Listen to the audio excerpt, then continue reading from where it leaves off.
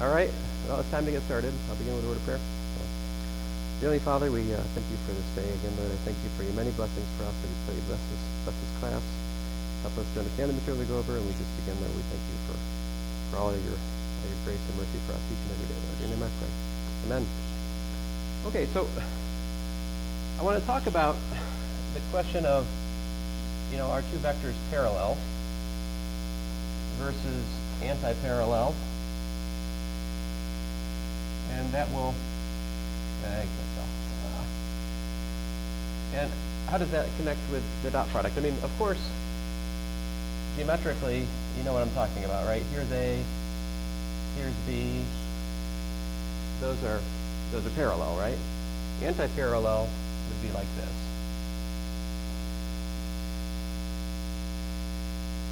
Right? That would be anti-parallel. Both of these are examples of collinear vectors. All right, they lie along the same line, right? But so collinear vectors, collinear. If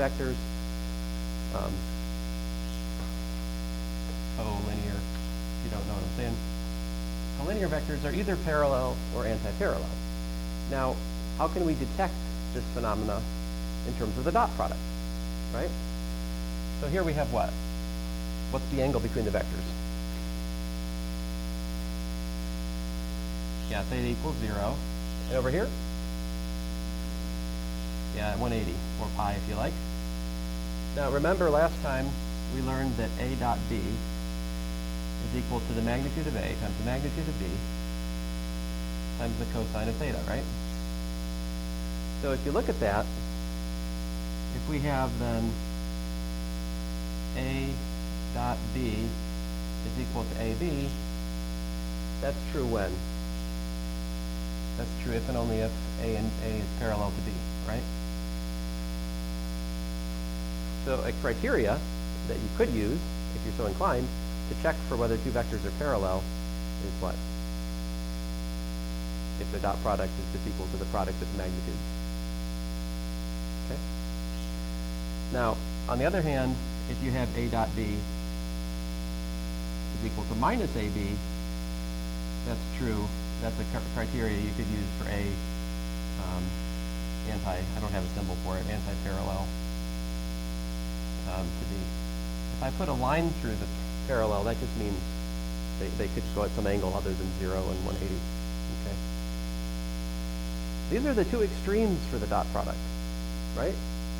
Think about a dot product of two vectors. The biggest that dot product can be is the product of the magnitudes, and the smallest the dot product can be is minus that product. That's it. That's all I got. So what other basic geometric thing you think about for two vectors? Well, how about whether or not they're perpendicular? So if A and B are perpendicular, then what are? Like this, right? In that case, the angle between them is what? Yeah, 90 degrees. So in this case, we have A dot B is equal to AB cosine of 90 degrees, and of course cosine of 90 degrees we know is 0, so we get 0. So, what this tells me then, this is true if and only if actually A is perpendicular to B. It's my language to say that the 0 vector is perpendicular to all other vectors. Now I've been using the word perpendicular because it's more familiar to your everyday experience, but you can equally well take every time I said perpendicular and replace it with the word orthogonal. Okay? Orthogonal is perpendicular, in as much as we're talking about 3 dimensions. But the word orthogonal applies to all kinds of other things. Orthogonality, for example, is at the base of the compression algorithms to the music you listen to, like MP3 format, other things. Okay. So, using the dot product, we can check for parallel, anti-parallel, and even perpendicular. Right? But it's just a number. So what the dot product can't do for you, at least not immediately, is if you give me two vectors and then I say, okay, I'm going to create for you a third vector, which is perpendicular. Sorry, let's check it. The third vector, which is perpendicular to the initial two, dot product can't do that for you, right? Dot product is just a number. So this is where you need to invent something new, And this new operation is called the cross product. The cross product is designed, it's essentially invented so that if you take two vectors and you feed it to the cross product, it gives you a new vector, which is in fact perpendicular to both of the inputs. All right? And you can actually derive the formula I'm about to write down from that principle. Well, that's not quite enough. That's not quite enough. But here's the definition. A cross B is equal to, so A2 B3 minus A3 B2, comma, A3 B1 minus A1 B3, comma, A1 B2 minus A2 B1. There's a very striking pattern here if you look at this thing, right? In the first component, as you look at it, you see that there's no first component of either A or B, right? In the second component, there's no A2 or B2, right?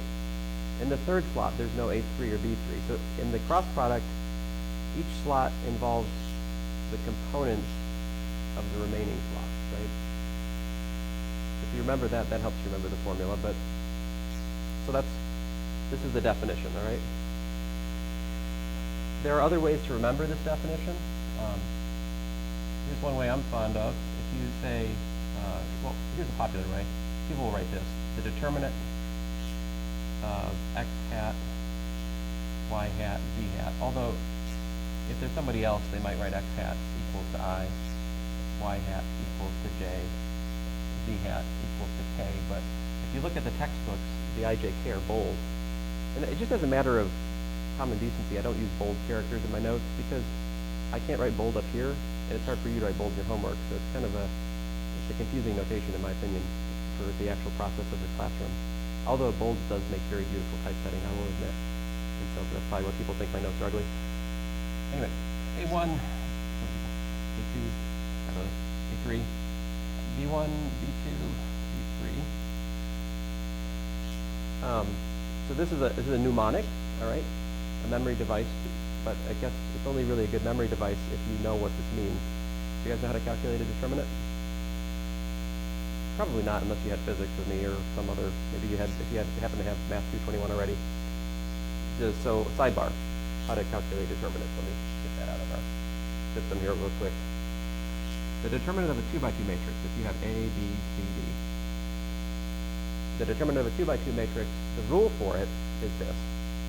It's AB minus BC. All right? So you do this times that minus that times that. That's the rule for a determinant. The rule for a 3 by 3 determinant, A, B, C, D, E, F, G, H, I. What I'm showing you is called the expansion by minors. Now, I wouldn't personally say this is the definition of the determinant, but it is a convenient method which lots of people use to calculate it. So what you do is you do A, and then you do the determinant of the 2 by 2 matrix, which has everything that's not in the row and column of A. So this is the submatrix, which is formed by deleting the row and column of A. So you take A, you multiply by the determinant of that thing, E, F, H, I. And then you subtract minus B times the determinant of, and then you do everything that's not in the B column and row. So I'll box them in purple, these guys. So the determinant of D, F, G, I. And then you might be asking, why did you put a minus there? Well, that's part of the expansion by minors. It's part of a result that you really don't want me to derive in here. Let's see here, C. I'll have to take it on faith. Let's see here for now. Like that, D, E, G, H. Where each one of these little 2 by 2 determinants, you just expand, as I told you, on top, right? So like, for example, this one is what? This is E, I, minus F, H, and so forth, all right?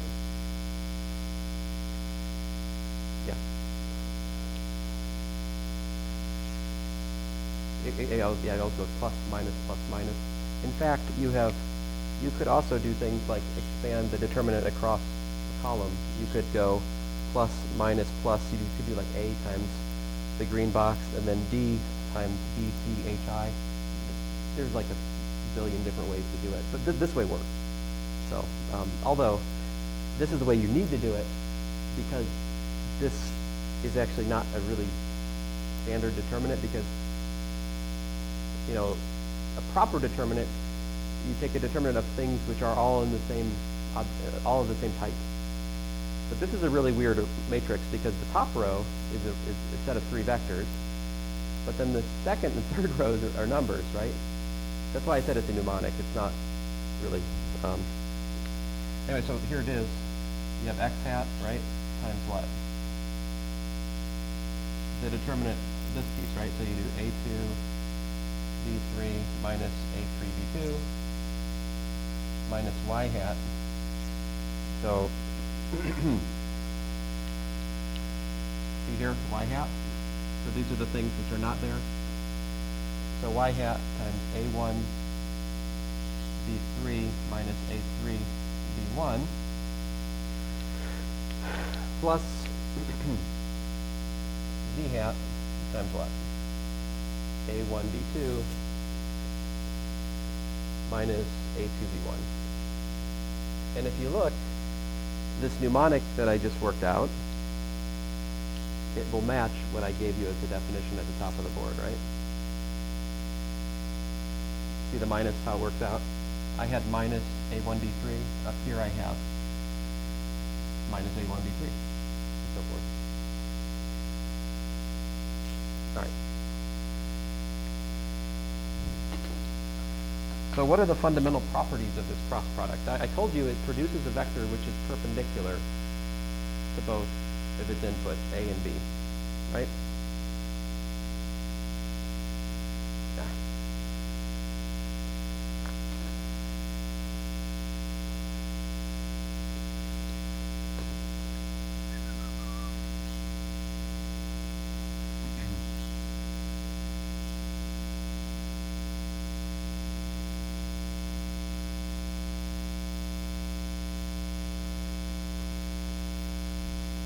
Oh, the other thing I should, while we're just on the topic of the formula, let me show you a compact way to write it.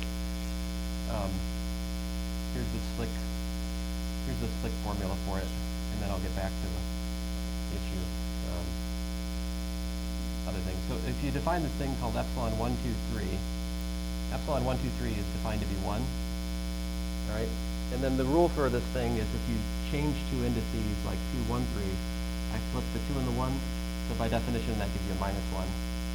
And then if anytime I flip 2 indices, I get a minus from what I started with. So like if I flip 3 and 2, I get minus 1. If I have epsilon, okay, 1, 2, 3, 2, 1, 3, 3, 2, 1, that gives me minus 1. Let's see what the other ones.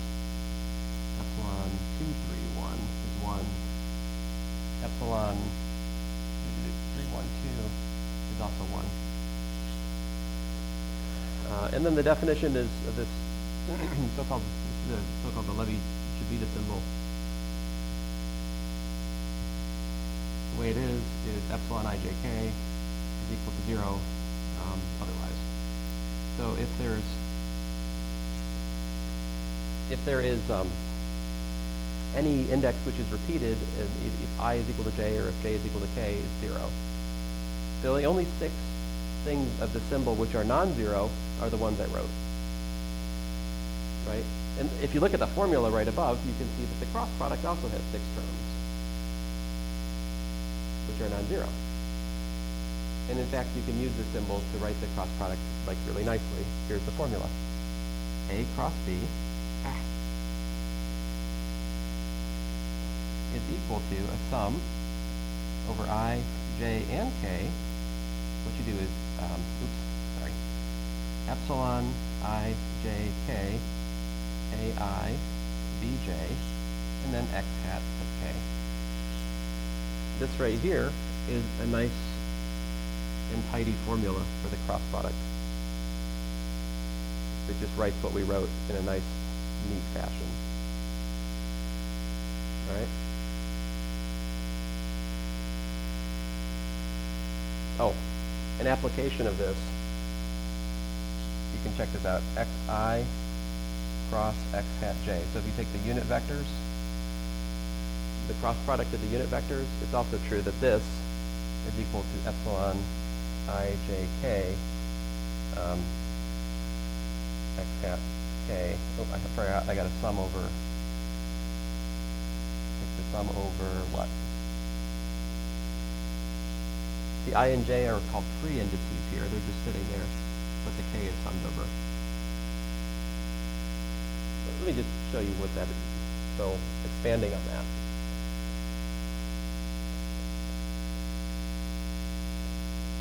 So for example, if I have x hat 1 cross x hat 2, I'm claiming that that in fact is just epsilon 1, 2, 3, x hat 3.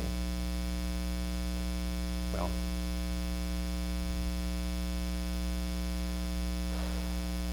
you're like, I thought you said it was a sum, k equals 1 to 3. Well, you see how the sum is? If you have I and j, right? If they're 1 and 2, the only thing that this can be non-zero for is when k is 3. Because otherwise you'd have a 1 or a 2 repeated. For example. Now, there's another way to package this, which is probably better.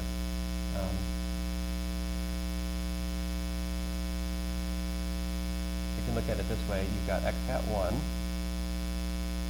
x hat 2, or tell you what, forget about 1, 2, 3 for a second here. Let's do x, y, z.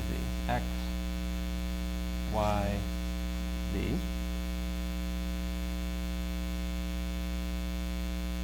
You can remember the cross product by this circle. The way it works is x hat cross y hat gives you what? It gives you z hat, right?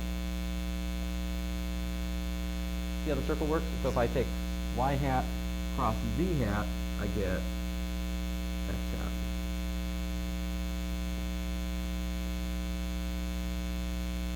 And if I take, what's the other one? Z cross x, right? Z hat cross x hat, what do I get? I get y. Now what happens if you go against the circle? You go the other way. You go clockwise instead of, wait a minute, you go counterclockwise is my picture. Right, y hat cross x hat is actually equal to minus z hat, etc. So perhaps the most, well, certainly one of the fundamental properties of the cross product is that it's anti-symmetric, or it's anti-commutative. I shouldn't say anti-symmetric, I really should say anti-commutative. Yesterday we learned that the dot product is commutative, right? A dot b is equal to b dot a. Today I'm telling you that a cross b is equal to minus b cross a. Right?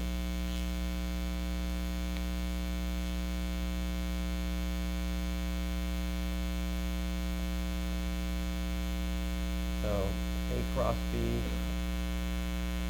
is equal to minus b cross a. You can actually see that if you just look at the definition and imagine switching a and b, right? If you switch a and b, you can see that you get minus, right? So.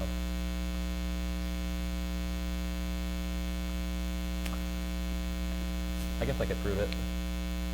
Here's a proof.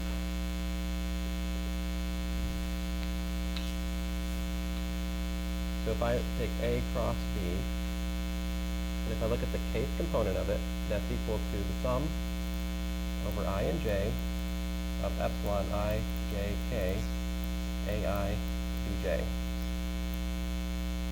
And then, if I flip the a and the b, what do I have?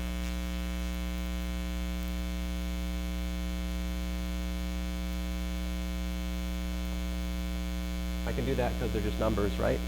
What happens if I flip the j and the I and the epsilon? See the way it's defined, anytime you flip a pair of indices, you get a minus. So for arbitrary I and j, if I switch the order of I and j, I get a minus. See that?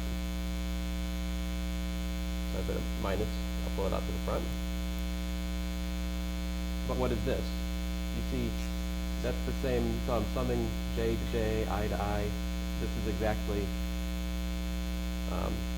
B cross A, the kth component of that with a minus.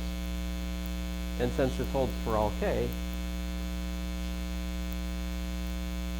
arbitrary,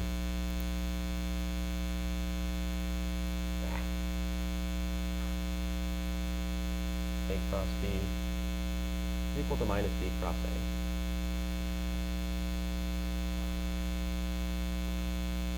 So what can you guys say about a vector cross itself? What's A cross A going to be equal to?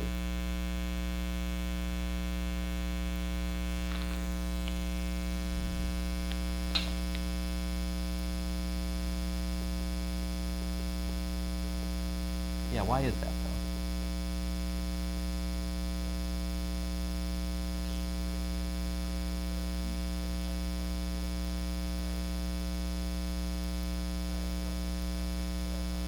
Ah, that's true.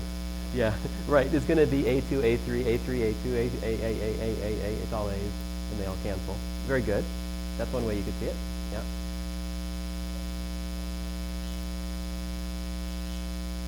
The geometric answer, very good. He's saying you couldn't have, if you wanted to, I don't know how to put it in words, but you see it geometrically. I'll see that. I'm going to be algebraic here and use what we just proved. The other way to see it is just to use this, see, because if A cross A is equal to minus A cross A, right, just letting A be equal to A, then this gives us twice A cross A is equal to 0, which of course means that A cross A is equal to 0. All right? Now, there are other properties for the cross product, but I know time is limited, so let me project them and talk about them with you, if you don't mind. You know, what I was trying to get at here is the other way you can calculate cross products is like we did yesterday, just kind of working with the algebra of the unit vectors. And, well, I have some actual examples of that in the notes. So, let's see, the properties that remain of the cross product that we haven't already gone through. Look at that. No, look at that. Look at that. Don't look at any of this. Oh, phew. Oh, phew.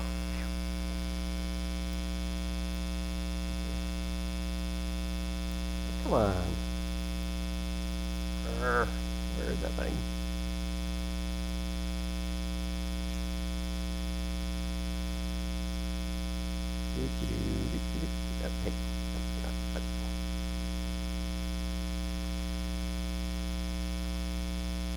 Now, of course, the one thing I have not told you yet, which of course is important, is the direct geometric meaning for the cross product, which is what? The dreaded right-hand rule, right? So, as to facilitate your seeing it, if I have, let's say that the green is going to be the cross product, all right? So, and let's say that this is going to be A. So if I take A and I take B, right? I take my right hand, I point it in the direction of A, I cross it into B. My thumb points in the direction of the cross product. All right, so that's the right-hand rule. Come on. So A cross into B gives me A cross B. If I turn it like this, if I have A, I turn my hand over, A cross B, it goes like that. So I'll tell you this, and you'll forget it. We can talk about it again tomorrow. It's a fact of life. Yes. Oh no, that's just for maximum seeing it. So yeah, if I had A and B, like A crossed into B, it'll be up, right? But if that's A and I cross into B, it'll be down. And of course, your hand you can't help if you go in one vector and then cross it into another. It forces your thumb to be on one direction or another, right? Now, your thumb won't point directly in the direction of A cross B. It just gives you a sense of which side of the plane it's on, right? If A and B are in a plane, the cross product picks out one side of the plane or the other. Not the cross product, the right-hand rule picks out one side of the plane or the other. That's what it does. So here's some pictures. If I have A and if I have B up like that, A cross B gets me out of the page. If my A is coming in the X direction, my B is going in the Y direction. If my B is going in the Z direction. So A cross B, gap. A cross into D. Perspective. I'm going to stop trying. So here I have a motivation. What I did here, guys, is I just said, okay, how would you find this operation? You would study I'm looking for some vector C that's perpendicular to both A and B. I told you that's the whole reason for the cross product, is to find a vector which is perpendicular to the two inputs, right?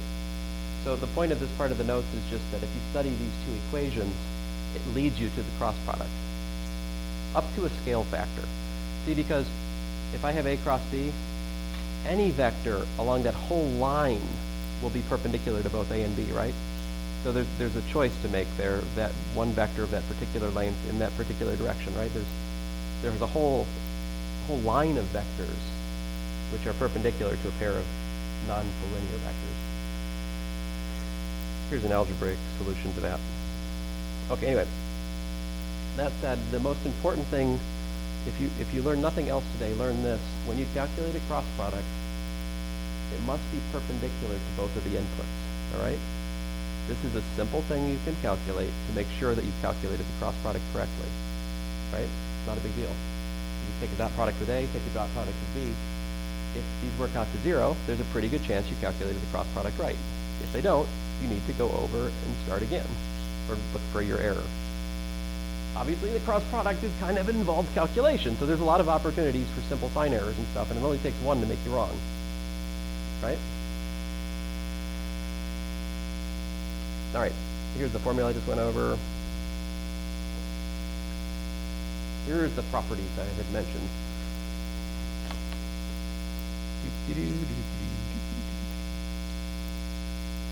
So, actually, this is really only for you guys. If you watch the video later, you won't be able to see this. Isn't that weird? The camera does not pick this up. So, anti-commutative, I just talked through the proof of that with you. It's distributive. You can pull out scalars. All of these things are easy to prove. I actually have the thing I just went through here in the notes as well. Here is the same proof without the Levi-Civita symbol. See how much more work it is? You're like, but I'm not comfortable with the Levi-Civita symbol. Well, I know, that's why I'm telling you about it. If I just told you things you already knew, there would hardly be a point in being here, right? There's a proof of the distributive property. Let's go on. All right, here's another fun example. By the way, you can define the determinant in terms of the Levi-Civita symbol and n symbols. This is actually a stone-cold formula for the determinant that you don't find in most introductory linear algebra books because they want to keep you ignorant. Anyway, I digress. Sorry guys, I'm planning to work examples in here, but I want to get through these properties before I do. These are the non-trivial properties of the cross product. A cross B cross C. If you have a textbook and they don't put parentheses, if you have a cross product of three things without parentheses, they don't know what they're doing. Because the cross product is not associative. If I say A cross B, parentheses, cross C, it's not the same, generally speaking, as, I know I forgot what I said. The other one. So in fact, this is known as the back tab identity, because it's written usually a different way for this book, but this one right here is one of the things I've asked you to prove in the homework. I think it might be a bonus question. That's okay. The Jacobi identity, I wouldn't recommend attacking directly. I think the Jacobi identity, you want to use some of the other ones to try to prove. The triple product is A dot B cross C. This has an interesting geometric significance. It actually tells you the volume up to a sign of a parallel, of like a cube, a three-dimensional parallelogram, a parallelepiped, right? It has 6 faces, which come in parallel pairs, right? the volume of such a thing is given by that. So these are the properties. And then this Lagrange's identity is really important because that's what we need in order to justify the formula I'm about to write for the cross product. These, if I just asked you to prove them brute force, it would take like an hour or two of your time at least. Okay, they're kind of tedious to work out. I have a proof here that you can look at if you want, and here's a proof of Lagrange's identity in terms of tensor calculus that makes me happy, but I don't force you to learn it. Okay. But I think we should all understand, though, that if this is true, right, if a cross b squared is equal to, let me put this away now that I have. I didn't want to spend 20 minutes writing these things out, guys, okay?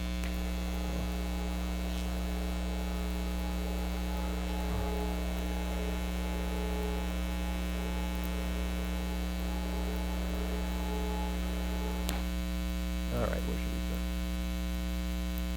So, you notice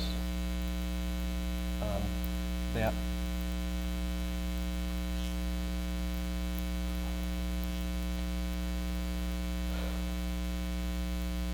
okay, so the identity which I just showed you is a pain to derive is this.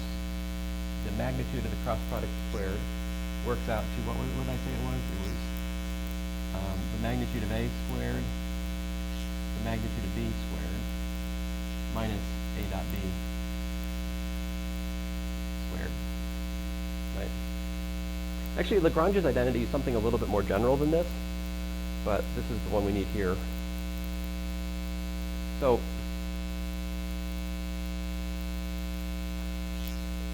and oh, you're like, why are you writing the double bars again? Fine, you got me. A squared, b squared, that's another way we could write it. What was a dot b? It was ab cosine theta, right? So I've got minus a squared, b squared, cosine squared theta. But you can factor out a squared and b squared, right? And what do we have?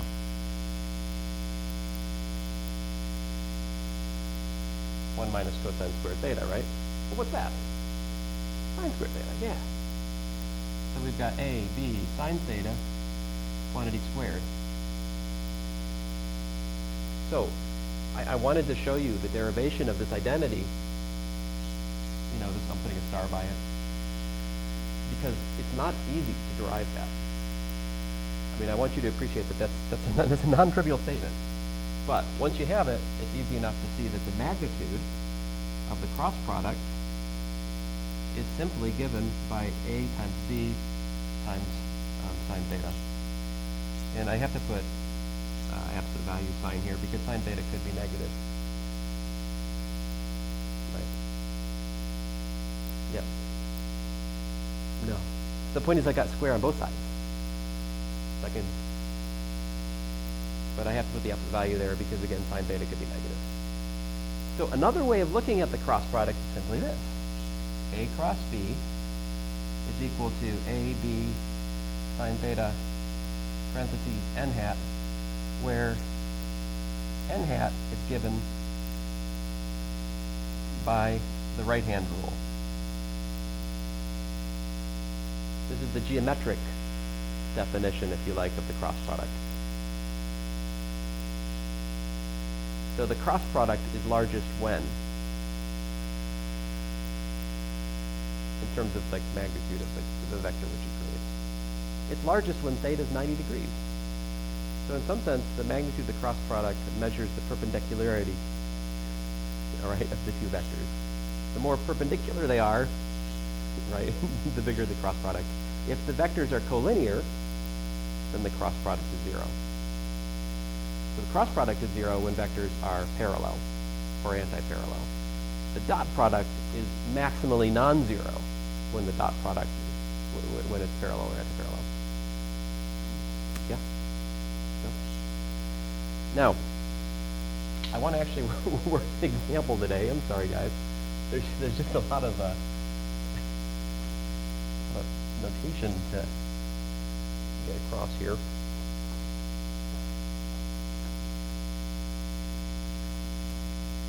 but I'm going to leave our last example for today. I hope you'll think is interesting. So here's A, here's B, here's the angle.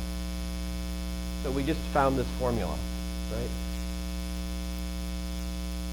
What does it say if you look at this parallelogram? What's the area of this parallelogram?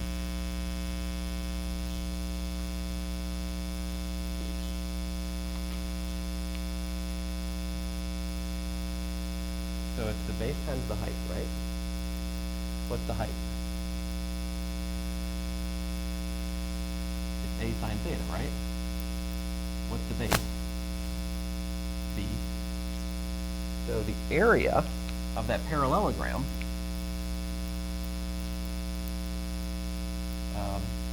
the magnitude of A cross B, right? Because that's AB sine theta. That's not the example I was talking about. We're almost done, but not quite yet. So here's the question. Yesterday I showed you that you can use the dot product to find the angle between vectors in 3 dimensions, right? Now I want to show you we can use the cross product to find the area of a triangle in 3 dimensions. So you can pick any 3 points you like, and we'll find the area of that triangle in 3 dimensions. Oh, I shouldn't give you total freedom over your choice of points. I don't want collinear points. Collinear points would not make for a good triangle. So I do have some restriction. Yes. Right. Exactly. So you already see my ploy. So what?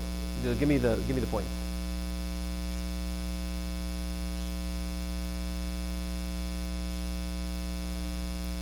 Three, 1, 1. Okay. How was this one? 4, 5, 6. Okay. I like it. And this one I will make 0, 0, 1. There. I'm hopeful that these are not collinear. Don't take this picture as some sort of genuine representation of where those points are in 3-dimensional space. This picture is merely a mnemonic to guide our work. It actually doesn't matter. But so what we do is we just imagine a vector here like A, and we imagine a vector over here, B, and how do you find those vectors? You use the difference of points idea we went through last class, right?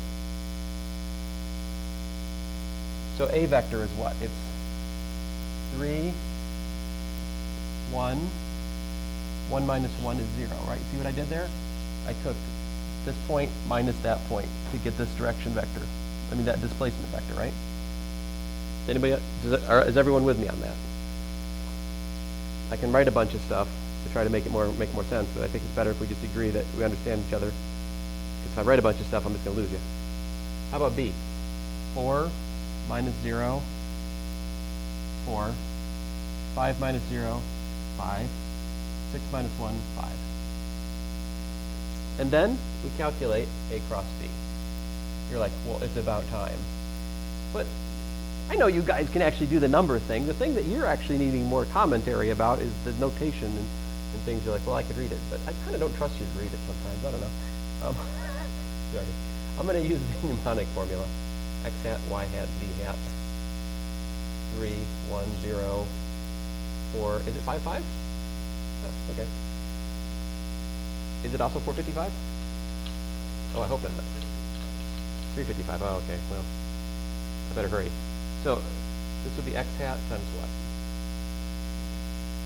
5 minus 0 minus y hat. 15 minus 0 plus z hat. 15 minus 4. I'm going to rewrite that in the angle bracket notation because I love the angle bracket notation. 5 minus 15 and 11. All right, at this point, before we do anything else, what should we do? What is the one thing I told you should learn today? After you calculate a cross product, you must take the dot product with both of the things you just crossed to make sure that we have not made some stupid arithmetic mistake. So, take the dot product. of this vector with 3, 1, 0. What do you get?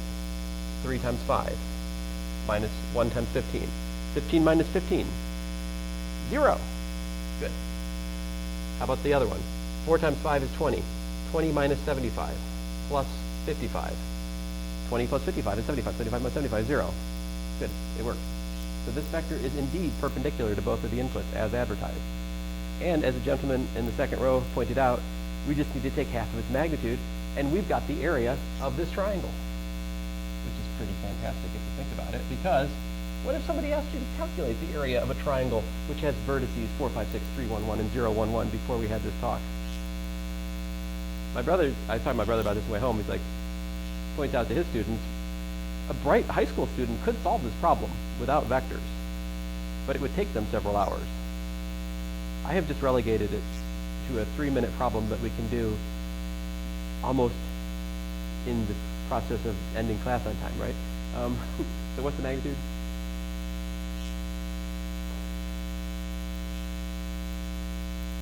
Oh, well, it's unpleasant. So 5 squared plus 15 squared plus 11 squared.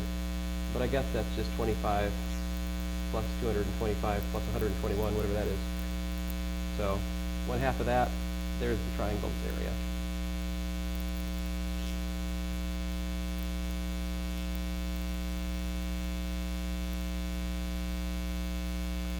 It's always a moment of sadness on the test when I ask this question and people don't divide by 2 because they thought I was asking about a parallelogram. There's kind of 2 flavors of this question, right? Find the area of a parallelogram. Find the area of a triangle. I showed you the triangle.